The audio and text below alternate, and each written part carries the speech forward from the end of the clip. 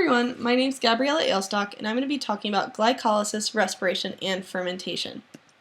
So we're going to start out with glycolysis and what it is. And glycolysis is a catabolic or energy releasing process, and it's the precursor step for both respiration and fermentation, which I'm going to be talking about in the next couple slides. It's an anaerobic process, so that it doesn't require oxygen, and it's going to harvest energy in the form of ATP, electrons, and carbon. So let's break down glycolysis a little bit more, and we're going to see that glycolysis is just the breaking down of glucose into pyruvate or pyruvic acid to yield ATP. So we're going to start with the glucose molecule. First we have to add in 2 molecules of ATP to get this process kick-started a little bit. Then we're going to have a couple intermediate steps here, and what we're going to get out is pyruvate. The other thing that we're going to get out is 4 more ATP molecules, so a net gain of 2 ATP and a lot of electrons. We can also, in those intermediate steps extract carbon from there. So now we're going to talk about pyruvate and what can happen with pyruvate in the cell, and 2 processes that can take that pyruvate and transform it into other molecules, because normally pyruvate is toxic to cells. So that first process is respiration. And so we're going to take that pyruvate, which we just produced in glycolysis. It's going to enter into something called the Krebs cycle. It's going to cycle around there, and what's going to come out is a lot of electrons and a little bit of ATP.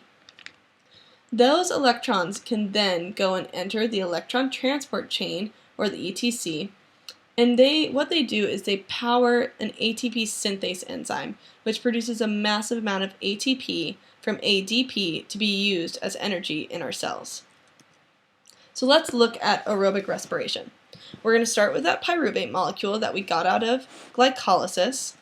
It's going to enter the Krebs cycle, and we are going to yield a little bit of ATP and a lot of electrons. So then we can take those electrons we just got out of the Krebs cycle. They can enter into the electron transport chain. They're going to power that ATP synthase enzyme, converting ADP into ATP to be used in our cells. So let's break down the electron transport chain just a little bit more, and now I'm really going to explain why we can call this process aerobic respiration. So as this is chugging along, we're getting these electrons in here, we're powering ATP synthase, everything's going well, we're producing a lot of ATP, but those electrons are eventually going to get clogged up.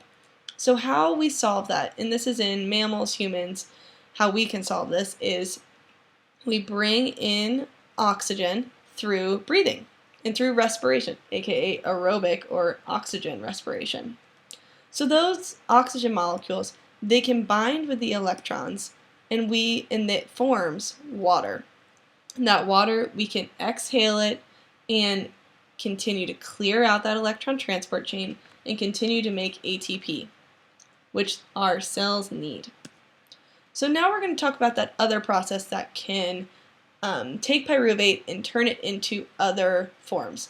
So that next one is fermentation. There's 2 different types of fermentation: lactic acid fermentation, and what we're going to yield out of that is lactic acid, and then also alcoholic fermentation. What we can yield out of that is ethanol.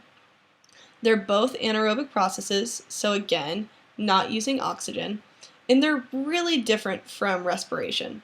There's no Krebs cycle in fermentation, there's no electron transport chain, there's no ATP synthase molecule since we don't have that electron transport chain. But that doesn't necessarily mean that we're not going to produce any ATP. We're still going to produce some ATP, but just definitely not as much as in respiration. So fermentation is not as efficient. So let's look at lactic acid fermentation first.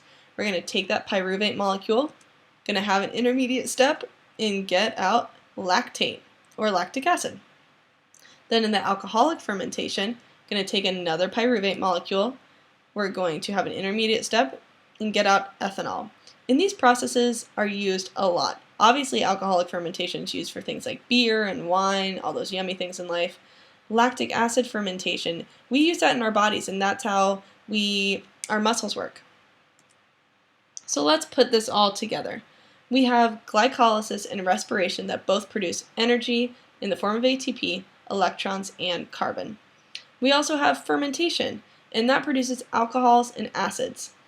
Remember that fermentation makes a lot less energy than respiration, so it's less efficient. And a byproduct of both systems is carbon dioxide. So that's it, everyone. Thanks so much.